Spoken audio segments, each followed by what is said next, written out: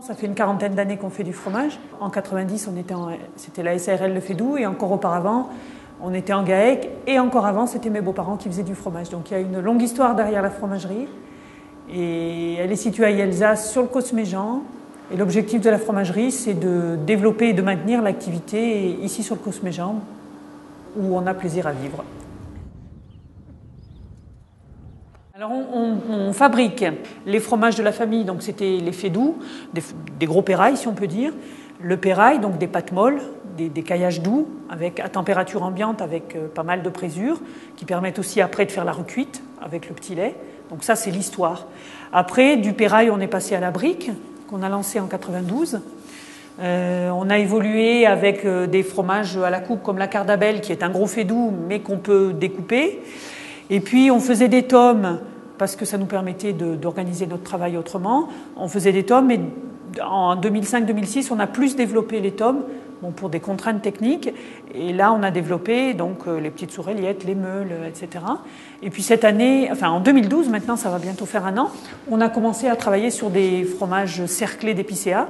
Et puis après, la dernière famille de fromages, c'est tout ce qui est brousse et recuite, c'est-à-dire que le petit lait qu'on récupère après les fabrications de pâtes molles, bien on en fait de la recuite, on le réchauffe et on récupère un autre fromage après.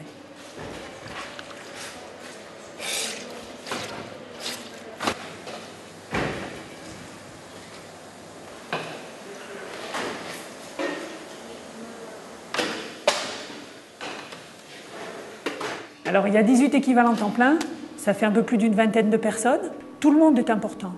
Parce que l'hygiène, c'est important. Donc, même toutes les étapes, depuis le caillage, depuis la production du lait, évidemment, donc des brebis, donc le soin des brebis, donc comment vivent les brebis. Et puis ensuite, ici, comment on s'occupe du lait, comment on le respecte, comment les fromages sont bien retournés, comment ils sont bien alignés sur les grilles et non pas tout envoyés en vrac, comment ils vont être retournés délicatement, comment, tout à l'heure, vous avez vu à l'expédition comment on en prend soin quand on les emballe, comment on les goûte. Une fois par semaine, on les déguste. Et on met un cachet de cire sur les tomes parce que voilà, on dit on a fait notre boulot et on est content et on doit pouvoir être fier du travail que l'on fait.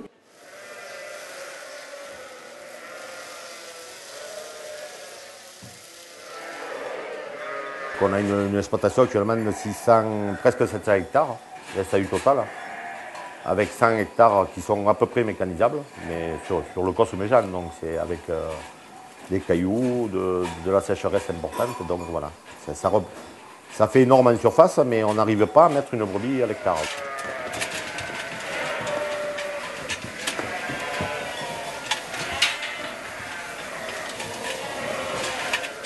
Depuis 1976 ou 17, on est sur Yelzas et on a démarré comme ça. Avec une traite manuelle au début, et puis on s'est équipé de machines à faire, de chambres froides, puisque toute la production au début se faisait jusqu'en 90, ça se passait sur l'exploitation que vous avez là. Au début, c'était c'était un peu compliqué, quoi. Il fallait faire un peu de. Mais les gens ont joué le jeu, les commerçants ont joué le jeu, parce qu'on connaissait quand même des gens qui, et puis on produisait quand même un peu plus en décalé. On arrivait en période touristique, donc les gens quand même. Là, il y avait des grosses ventes qui se passaient juillet, août, septembre. Au début, on voulait le faire sous forme coopérative, puis les gens n'y ont pas trop cru, mais alors on l'a gardé sous. Le projet a été familial, ça a été une SARL, maintenant. Voilà, c'est comme ça, parce qu'on a cru, nous, on a cru à notre pays, quoi, parce qu'il faut y croire. On fait vivre 11, 12 producteurs. Il y a des producteurs qu'on prend ponctuellement sur la fin de saison. On est monté jusqu'à 12. Je pense qu'on peut arriver à faire vivre 12-14 producteurs, honnêtement, de leur travail. Et ça correspond à notre besoin. On n'a que du lait produit ici, du lait produit sur le Cosméjean et le Cos de Sauveterre. C'est bien évident qu'on est là aujourd'hui parce qu'il y a des éleveurs, mais aussi parce qu'eux, ils savent produire ce lait-là à partir de landes, de fleurs sauvages. Ils complètent avec des prairies qu'ils ont semées, évidemment, mais il y a aussi des parcours. Les brebis sont dehors une bonne partie de l'année. On est en symbiose les uns avec les autres et on est très, très, très interdépendants.